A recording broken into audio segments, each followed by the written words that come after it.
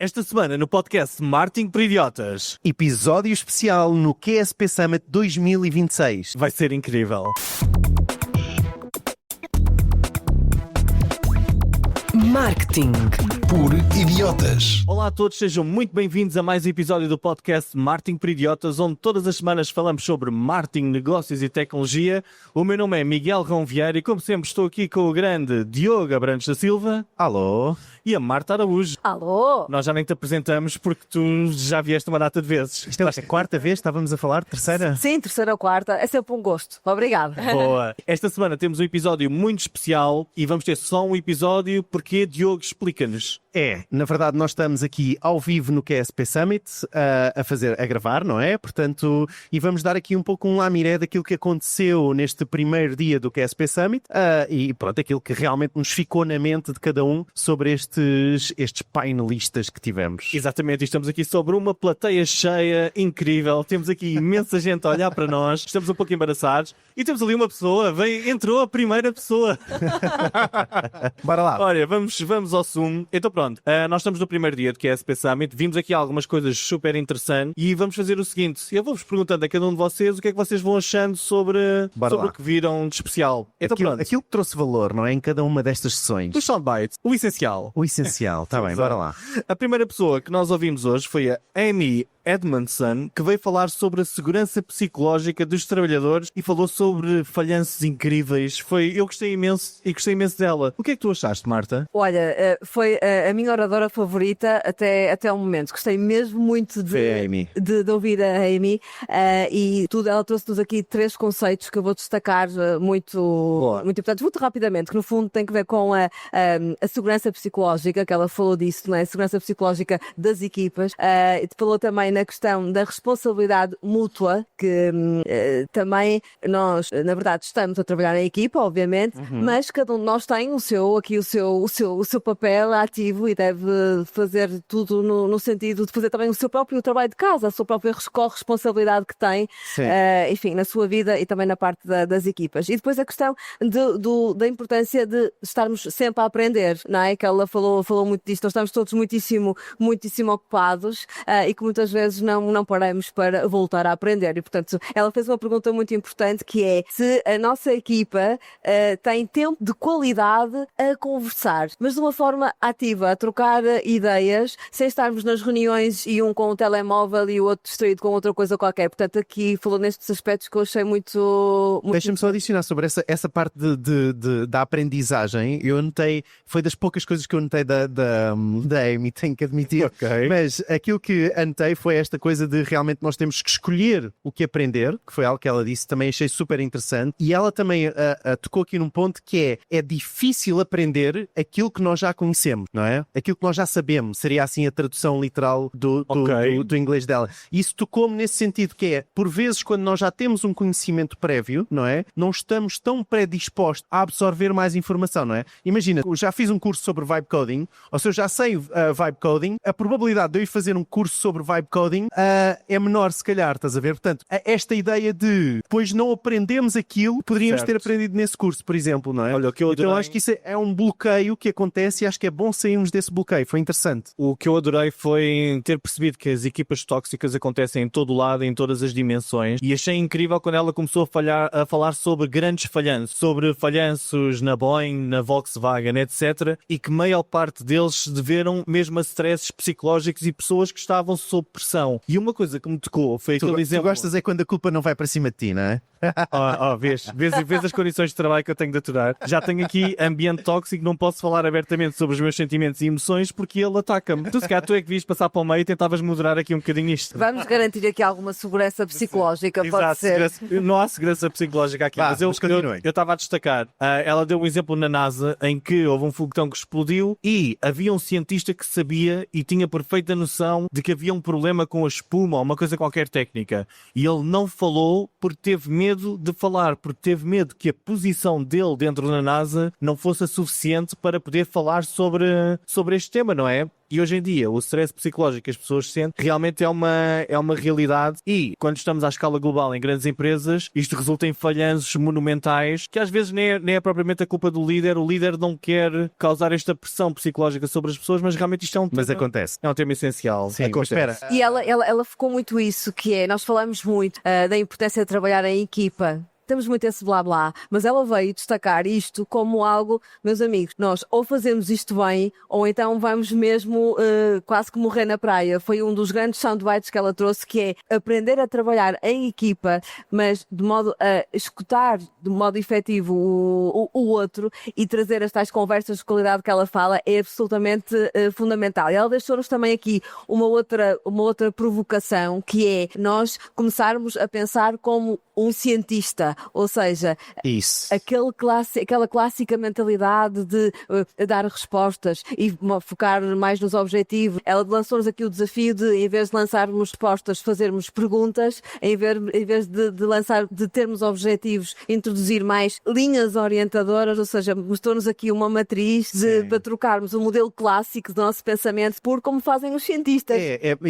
Isso aplicado à liderança, ou seja, o ponto dela era exatamente isto, que é porque a talk dela toda era sobre a liderança neste mundo de inteligência artificial, não é? E só para dar este contexto, que é aplicado esta ótica de tentarmos ser cientistas enquanto lideramos, não é? De uma ótica de vamos testar, vamos falhar, vamos perceber, vamos iterar, não é? É um método científico. Criar hipótese, exatamente. E esse foi o ponto dela que eu também achei interessante. Sim. Para terminar, eu achei muito interessante também aqui a matriz que ela apresentou, em que falava sobre a segurança psicológica que cruzava com standards de performance. Certo. E ela identificou 4 estágios onde uma pessoa pode estar, onde a pessoa pode estar na zona de conforto, numa zona de apatia, simplesmente não liga ao que se está a passar na empresa e fica ali a olhar para tudo acontecer, não é? Uma zona de ansiedade, que é uma pessoa que está constantemente ansiosa, não consegue produzir e não consegue partilhar com a equipa. E finalmente o quadrante onde ela acredita que a pessoa tem a melhor performance e quando tem um bom nível de segurança psicológica, que está na learning zone, a zona de aprendizagem. Estamos todos a aprender em conjunto e uma aprendizagem assertiva, positiva, etc. Não é? Aprender com os erros. E ela diz uma coisa super interessante: falhar bem. Falhar bem. Sim, saber falhar, não é? Saber falhar o falhanço acontece e temos de aprender com ele. Mas isto são aqueles chavões que já vimos muitas vezes, só que aplicá-lo no dia a dia é um bocadinho mais complicado. Eu vou pôr uma entrevista de trabalho e digo, eu falho muito bem, eu para falhar, Sim, mas hoje em dia nós estamos a entrar numa era em que o saber falhar, aprender e evoluir é mais importante do que ter muita experiência no cargo. Óbvio, estou a brincar, desculpa. Não estavas. Tu não estavas a brincar e não venhas agora com coisas. Olha, Posso só acrescentar uma coisa, Miguel? Claro, força. Perdoa-me, também apontei aqui, que tem que ver com a diversidade das equipas. Ela trouxe também uma questão importante, que era nós trazermos pessoas de áreas até que parecem inusitadas e diferentes, mas que vão aportar imenso às equipas. Trazemos pessoas com outras formações, outras áreas de conhecimento. Ela começou com uma provocação. Disse, então acham que uma equipa mais diversificada ou uma equipa menos diversificada, qual é que tinha a melhor performance? E depois puxou-nos para o caminho de que uma equipa menos diversificada tinha melhor performance e depois trouxe-nos a ideia de que afinal não. Uma equipa mais diversificada tem melhor performance se tiver mais segurança psicológica. Tal e qual, isso Exato. mesmo, sim. É que um ciclo, não é? Um ciclo que se complementa. Exatamente. Olhem, vamos avançar e vamos agora falar sobre a Sofia Carvalho, que veio falar sobre prevenção de burnout. Sim, eu assisti a essa participação. Sim, foste a única. Eu e o Diogo estávamos a estressar lá fora. Foi o único. A Sofia, ela é psicóloga e neuropsicóloga e dedica-se precisamente a estes temas do burnout. Portanto, e aqui a perspectiva que ela nos veio dar, nunca desvalorizando quem tem, obviamente, o burnout, quem passou por isso ou está por isso, mas ela veio ter uma perspectiva um pouco diferente, que é a importância de nós podermos prevenir no nosso dia-a-dia esse estado de acontecimento. Ou seja, temos aqui uma visão mais preventiva. A tal segurança psicológica, nós temos de ter a corresponsabilização também. É óbvio que o métier onde nós estamos, seja familiar, seja laboral, influencia, mas a verdade é que nós também temos a corresponsabilidade de fazermos tudo o que está ao nosso alcance para termos essa segurança psicológica. Estão-me a fazer entender? Portanto, sim. Por vezes... Responsabilizar a pessoa pelo próprio burnout. Não é isso. É isso que estás a dizer, não é? Baixa sem vencimento. Mas no fundo aquela questão da autodisciplina e coisas que todos nós sabemos que fazemos e que podemos melhorar, não é? Aqui alguma organização do tempo, o equilíbrio dentro do possível, o melhor possível entre o trabalho, a família, a questão do excesso de telemóvel, a questão do excesso de AI também, excesso de AI, aqui uma pequena provocação, no sentido neurológico, que ela fala. E acho que é um pouco comum àquilo que também todos ouvimos aqui, que é AI está aí, é ótima, é irrefutável, mas para o bem do nosso próprio cérebro, nós temos de continuar a exercitar o nosso pensamento e toda a nossa parte neurológica enquanto indivíduos. Ou seja, há todo um reforço neurológico que nós devemos fazer até para que possamos fazer da AI algo a nosso favor e não o contrário, está bem? Sim. Pronto. Sim. Estavas a falar, epá, e vem muito, agora a falar a sério, vem muito esta ideia de, quando falaste em corresponsabilização, não é? Vem muito, parece que é um shift do burnout, como se a culpa fosse da pessoa, não é? Só.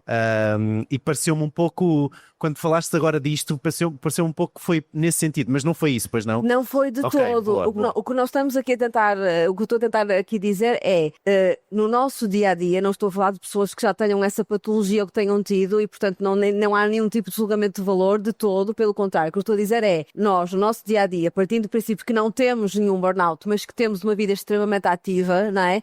O que é que nós podemos efetivamente fazer para termos a nossa segurança psicológica? É uma corresponsabilidade no domínio da minha segurança psicológica. Pois. O que é que eu posso fazer enquanto indivíduo, enquanto mãe, filha, mulher, CEO de uma empresa, o que quer que seja, o que é que eu tenho de fazer para garantir a minha estabilidade psicológica? Pois nós aqui no podcast temos falado muito sobre saúde mental. Trouxemos especialistas que têm tentado ajudar-nos a melhorarmos aqui a relação uns com os outros, connosco próprios.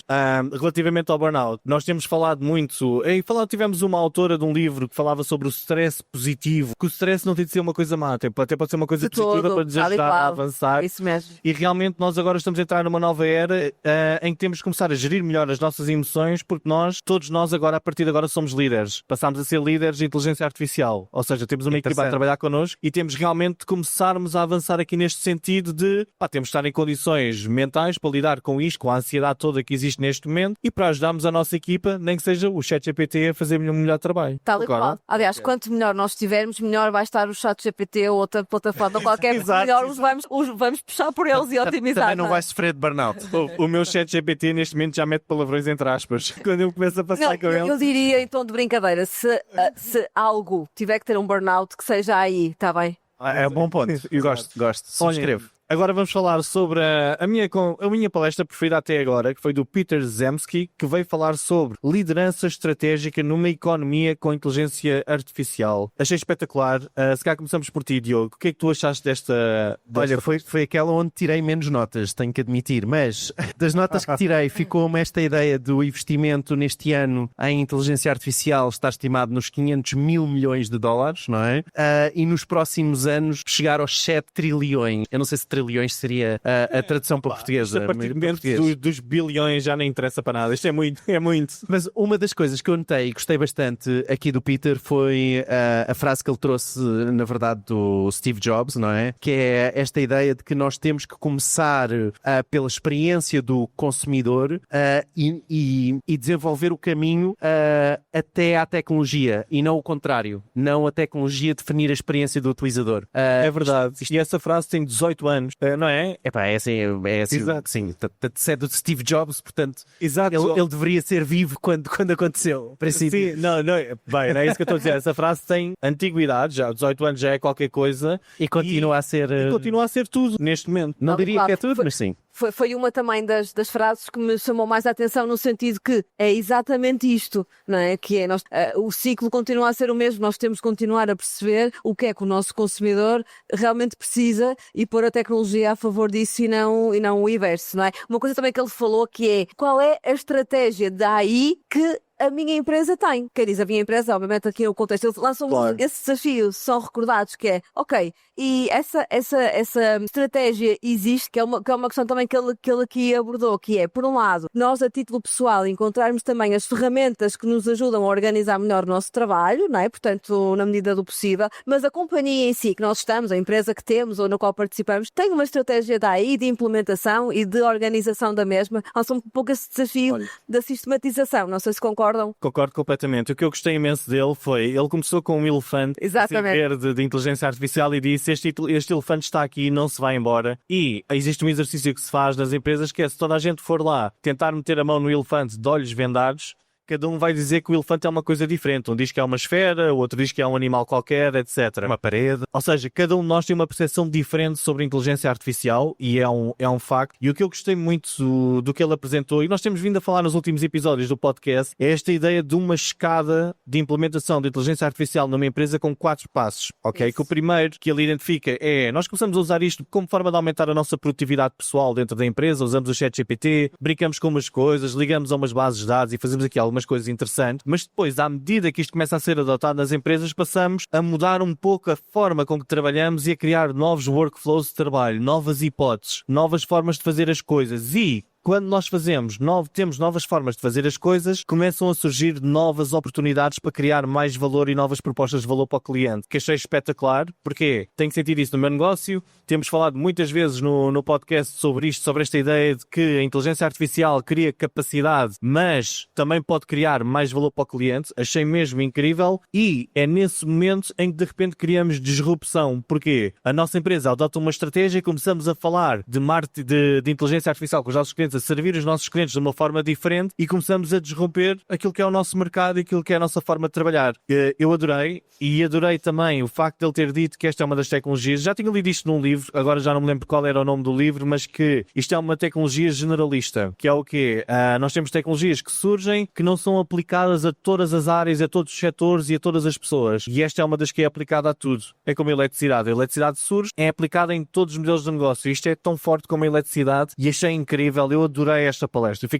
Adorei. Foi daquelas que identifiquei-me com tudo aquilo que ele disse, tirei aqui uns novos soundbites, e adorei mesmo. Fiquei super entusiasmado com ela. Sim, eu só corroborar contigo, e especialmente essa escada que tu falaste, e as respectivas etapas, que eu pensei, é exatamente isto, não é? Portanto, e para chegarmos ao cimo da escada, eu acho que ainda estamos um pouco longe, talvez por aquela questão que falei anteriormente, que é, tenho a sensação que em Portugal ainda estamos pouco organizados na sistematização como é que se explica aos colaboradores a implementação da AI e em que medida. Isto desde quais os próximos passos também, não é? Passos, inclusive do ponto de vista ético, faço-me entender, ou seja, em que circunstâncias ou não se utiliza.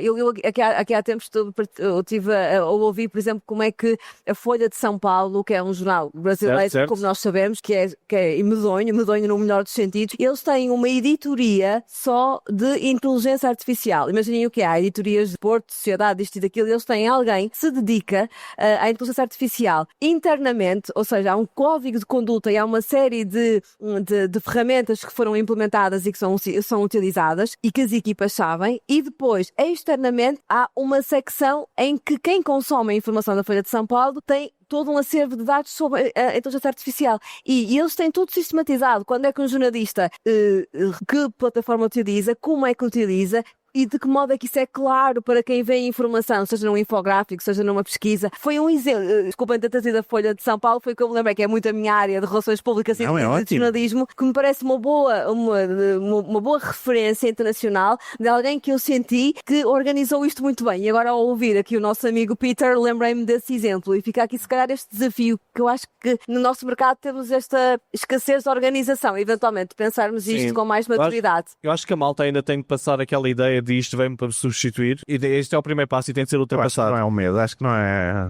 Que é para depois começarem a jornada de vou aumentar a minha produtividade pessoal do meu departamento e depois começar a passar para a empresa, ok? Mas pronto, muito bem. Depois, a seguir, fomos ver nos Work Labs. Ou querem acrescentar mais alguma coisa sobre este tema? Estamos bem? Está ok. Tá. Ok, a seguir fomos ver os Work Labs. Eu e o Diogo fomos ver o Redefining Business Economy. Diogo, diz-nos.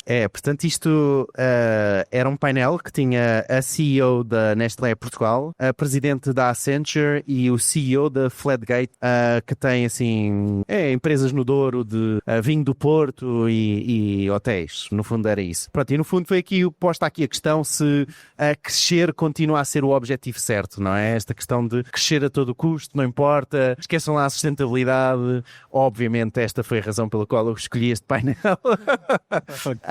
Mas coisas que me ficaram deste painel, foi muito interessante o senhor dos vinhos do Porto dizer que o ano passado, portanto da média normal de 14 dias de grande calor que faz na zona do Douro, eles tiveram 40 dias, não é? E que isso afetou 30% da sua produção. Portanto é super interessante ver os efeitos das alterações climáticas, não é? Direto na neste caso na empresa dele, e que cada vez vai aparecer mais, penso eu, no futuro. Portanto, foi assim uma experiência muito interessante, essa partilha, porque nós não temos noção, não é? Nós, se calhar, como consumidores, não temos tanto essa noção daquilo que está a acontecer. Diz, desculpa. Eu entrei a meio da palestra e o que eu a percepção que eu tive foi de que realmente as coisas estão a mudar e a visão das empresas sobre a sustentabilidade também está a mudar um bocadinho. Falou-se várias vezes sobre greenwashing e a necessidade destas grandes empresas não caírem elas próprias em estratégias de greenwashing, que às vezes nem são, pelo que eu percebi, pelos CEOs, nem é uma coisa propositada, mas às vezes acontece, são muitos intervenientes, são muitos stakeholders, são as agências, é tudo, e de repente eles estão ali naquela situação e há alguns momentos. E às vezes é só um benefício, ou seja, imagina, quando tu às vezes podes ter uma prática que seja mais sustentável para a tua empresa, não é? E que também, ecologicamente, é melhor. Ou seja, é melhor para a empresa em termos de valor, como também é melhor para o ambiente, neste caso, não é? Portanto, e os dois podem ser verdadeiros. E eu acho que esse é o ponto, muitas vezes, que... e houve uma frase até que foi dita e foi super interessante, que é: a sustentabilidade nem sempre tem que ter um valor maior, ou seja, nem sempre tem que ser mais cara, não é? Certo. Não é necessário, não é? Não é necessário que assim seja. Há otimizações que tu fazes que vão ser melhores também para a tua empresa. Certo. Há uma frase que o Diogo me disse há um ano atrás, para aí, já nem ele se lembra, e eu vou dizê-la aqui agora. Opa! Que me deixou a pensar bastante sobre este tema da sustentabilidade, etc. Que foi, não sei se tu te lembras que me disseste, que foi quando nós temos um acidente de carro e partimos o carro todo, isso é bom para o PIB. Ou seja, para o crescimento económico é bom, porque nós acabamos de destruir um carro e vamos comprar outro. E eu fiquei a pensar como é que neste mundo da sustentabilidade, como é que é possível isto acontecer? Como é que é possível destruirmos um carro pode ser considerado uma coisa boa financeiramente para o país? Eu percebo a ideia, que é uma pessoa vai comprar um carro novo, pronto, e o país cresceu. Toda a utilização de bombeiros, ambulância, tudo isso vai criar mais valor económico. Isto para levar aonde? Uma coisa que eles falaram foi sobre a forma com que nós analisamos as empresas. Podemos analisar as empresas. Neste momento, o modelo que existe é analisar as empresas sob o ponto de vista financeiro, crescimento, etc. Eu não estou a dizer que discordo deste ponto de vista, até porque eu acredito neste ponto de vista e nesta forma de analisar as empresas. Mas o que eles disseram também foi que devia começar a ser analisar as empresas de outra forma, que é sobre os índices de sustentabilidade que têm, etc. E a sociedade reorganizar-se para esse tipo de situação. Agora, o que achei interessante, só mesmo para terminar aqui, depois passo a palavra outra vez, foi aquela ideia que eles deram que foi, quando o cliente é confrontado com preço ou mais sustentabilidade, etc., diferentes faixas etárias têm diferentes formas de ver isto. Mas neste momento o que continua a prevalecer é o preço. E depois a CEO da Nestlé, se não estou em erro, disse o que eu achei interessante, que foi, numa altura em que as pessoas mal podem pagar casas, a sustentabilidade fica para segundo lugar. E acho que faz todo o sentido. Eu acho que há aqui uma coisa boa, que é remover a sustentabilidade como numa ótica de que é só o bem ambiental. Não, a sustentabilidade é a sustentabilidade da empresa. É a empresa continuar a ser sustentável e a continuar a conseguir ter o seu negócio. Como no caso destes vinhos do Douro, não é? Ou seja, porque se não há uvas, não é? Eles vão deixar de ter negócio, ponto. Ou seja, portanto, eu acho que isso também é importante. Diz, Marta. Esse é o take sobre sustentabilidade, Marta. Portanto, eu não ouvi esse conteúdo que vocês ouviram, portanto, eu só vou comentar aquilo que vocês estão a dizer. Boa, bora. Portanto, e mais uma vez sinto muita tentação de trazer um pouco aquela que é mais a minha área das relações públicas e da comunicação, só neste sentido. Eu acho que há ainda um longo caminho a fazer no âmbito da sustentabilidade, saberão isso melhor do que eu, sobretudo ali o Diogo, das entranhas mesmo, ou seja, de dentro para fora, ou seja, o tema da sustentabilidade entrar nas nossas vidas a título pessoal de uma forma séria e depois das empresas. Portanto, depois disso acontecer, ou quando isso acontecer, há um outro desafio que temos, que é como é que nós comunicamos a sustentabilidade, não é? Porque é há perigos na forma como se comunica a sustentabilidade e muitas vezes o greenwashing também aparece porque há uma tentação de comunicar num determinado tom. E então aqui o desafio que eu venho trazer é as relações públicas, é precisamente aqui a disciplina de nós pensar na compreensão mútua que uma mensagem tem, dada por uma instituição, por uma marca, e como é que ela é compreendida dos diferentes públicos. O que é que eu quero dizer com isto? Nós devemos, no âmbito da comunicação, das relações públicas, abraçar, trabalharmos em equipa, trabalharmos em parceria com as equipas de marketing, com as equipas de digital e de tudo de conteúdos e fazer com que a comunicação da sustentabilidade seja feita de uma forma acessível e verdadeira e compreendida para os diferentes públicos da minha empresa. Sejam os meus colaboradores que vão ter uma linguagem, seja os meus fornecedores que vão ter outra, seja nas minhas redes sociais que se calhar vão ser mais marketeer. Vamos ver a perspectiva da sustentabilidade como verdade, mas não é só a sustentabilidade como tudo, mas vamos tratá-la como uma disciplina de compreensão mútua. Isso vai significar, se calhar, fazermos um nivelamento por baixo da mensagem, explicá-la de uma forma mais simples, mais honesta e mais transparente, de forma a que os meus diferentes públicos a percepcionem, porque é isso que vai tocar emocionalmente as pessoas e, eventualmente, elas vão nos compreender melhor com determinados números. Diz-me uma coisa. Como é que tu achas que uma empresa, já que és especialista em relações públicas e este tipo de comunicação, como é que uma empresa pode evitar cair naquele green bragging, que é tipo, olha, parecer que somos muito bons, somos ambientalistas e tal, e não parecer farsolas? Como é que isso se faz? Da minha perspectiva, e dependendo obviamente da área de negócio, portanto aqui tem que ser analisado caso a caso, eu acho que aqui devemos tirar um pouco o tom marketeer e colocarmos aqui uma ênfase mais, lá está, numa perspectiva de relações públicas, ou seja, as palavras que nós estamos a utilizar, o peso que lhe estamos a utilizar, deve estar muito desprendido de qualquer tipo de ideia de venda. Não sei se me estou a fazer entender, portanto... Certo, perfeitamente. Aqui é humanizar a comunicação como se estivéssemos a falar para a nossa própria família, para alguém que realmente é próximo de nós e não num modo de spin doctor. Lanço aqui o desafio, aliás, a marketeer deste mês, eu escrevo precisamente sobre spin doctor. E spin doctor é o quê? É quando nós na comunicação tendemos a fazer a realidade é esta, é uma, e eu vou tender a comunicá-la com um efeito ligeiramente diferente. Eu sou extremamente contra o spin doctor, seja na área da política, na área da sustentabilidade. A banda é boa, mas usemos menos spin doctor, façamos menos efeito na mensagem, sejamos mais verdadeiros e adaptemos a mensagem ao nosso público-alvo. Reparem, o tema Umbrella é o mesmo, mas eu tenho diferentes targets, eu chego a diferentes pessoas nas redes sociais, nas newsletters também eventualmente diferente, nos meus colaboradores também e nos meus stakeholders também. Adaptemos a mensagem de uma forma mais simples, mais verdadeira, sejamos mais humanos e menos marketeers no sentido da venda. Não sei se me estou a fazer entender.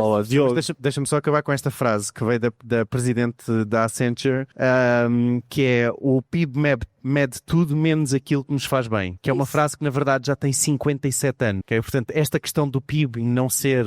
desculpem, isto agora não é, se calhar já não é podcast de marketing para idiotas, mas na verdade esta ideia de que o PIB não mede exatamente aquilo que é bom para nós como humanidade há muito tempo, e já é conhecido há muito tempo, não é? O próprio inventor do PIB, na verdade, da equação em si, avisou e deu este alerta. Mas pronto, isto já é outra coisa e não teve no painel.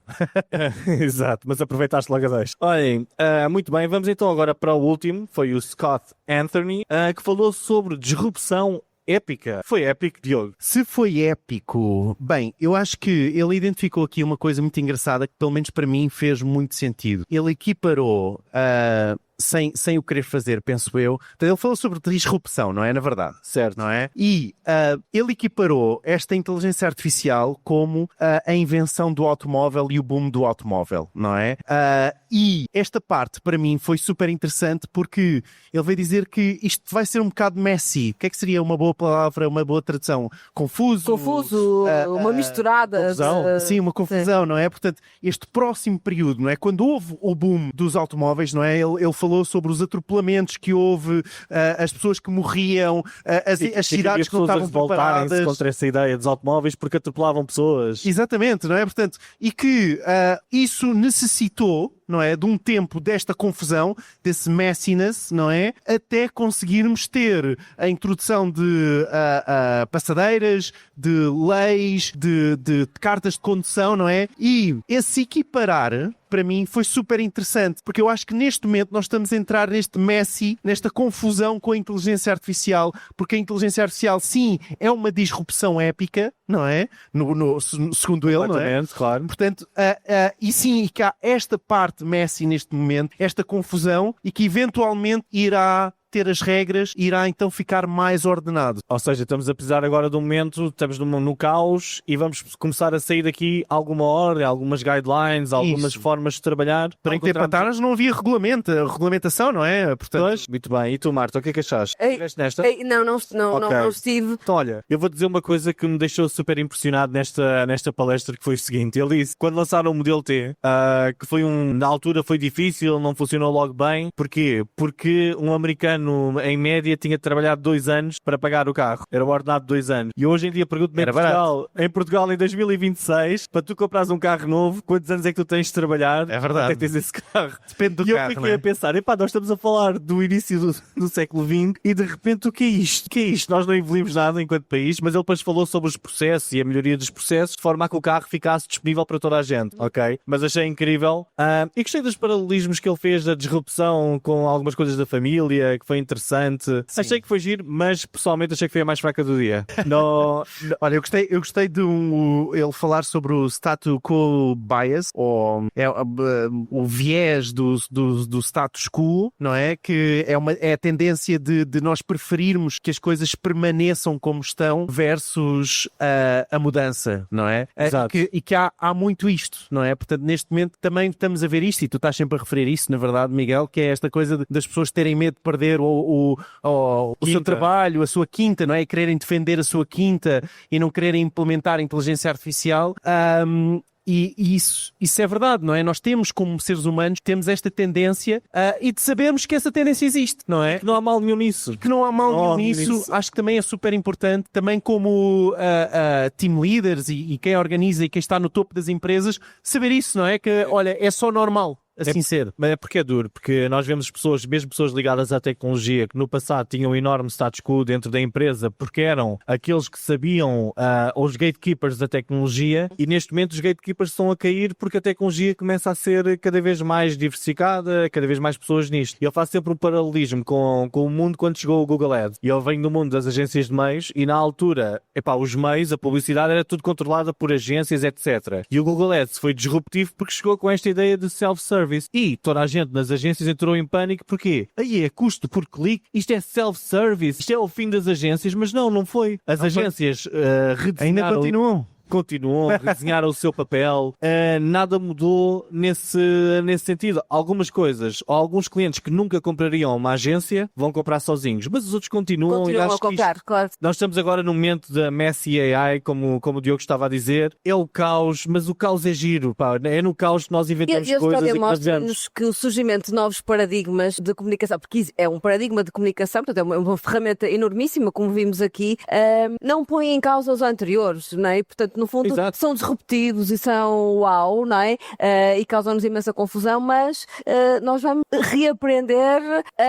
vamos aprender a utilizar esta e a encaixar os anteriores, eventualmente. O desafio é nós estarmos a viver no aqui e no agora, e o caos está a acontecer precisamente no aqui e no agora, connosco, em idade ativa, felizmente, e a ter isto nas nossas vidas. Nós já vimos isto a acontecer com a internet, não é? Com o e-commerce, etc. Andámos aqui no meio da luta e sobrevivemos e estamos cá, não é? Sim. Agora, é quase como quando a utilização não é bem feita, ou eventualmente não é bem feita. Nós vemos agora aí, eventualmente, a ser utilizada de uma forma incorreta, a vários níveis, não é? Portanto, lá está, também faz parte até vir aquilo que vocês falavam há pouco, a tal regulamentação do setor, ou seja, há todo aqui um caminho para se fazer e que é inevitável e que obviamente vai acontecer. Deixa-me só terminar já agora. Ele deu um sumário no final das três principais ideias que ele queria passar, não é? Ele diz que vou traduzir assim do que está aqui em inglês, está bem? Portanto, os disruptores transformam o mundo, que os disruptores não são super-heróis, mas são curiosos, colaboradores colaborativos e persistentes, e que para superar esta disrupção é necessário paciência e adaptabilidade. É mesmo isso. E, acima de tudo, ouvir o podcast Marketing para Idiotas, porque todas as semanas falamos sobre estes assuntos, não é? Se ainda não subscreveram, subscrevam onde quer que nos estejam a ouvir. Vocês aqui na nossa plateia têm de subscrever o podcast, ok? E depois vão ao grupo WhatsApp. Isto é importante falarmos com outras pessoas sobre estes temas. Eu acho que nisso os grupos WhatsApp e as comunidades são importantes. Em w.marketingparidiotas.pt. Olha, Marta, foi um prazer ter-te cá mais uma vez. Muito obrigado. Foi um gosto enorme. Obrigada mais uma vez por me receberem tão bem. Ok, boa. E estamos cá amanhã para mais um dia de QSP Summit, não é? Será que fazemos episódio ou não? Ainda não sabemos. Vamos ver. Tá bem. Então vá. Tchau. Tchau. Por idiotas.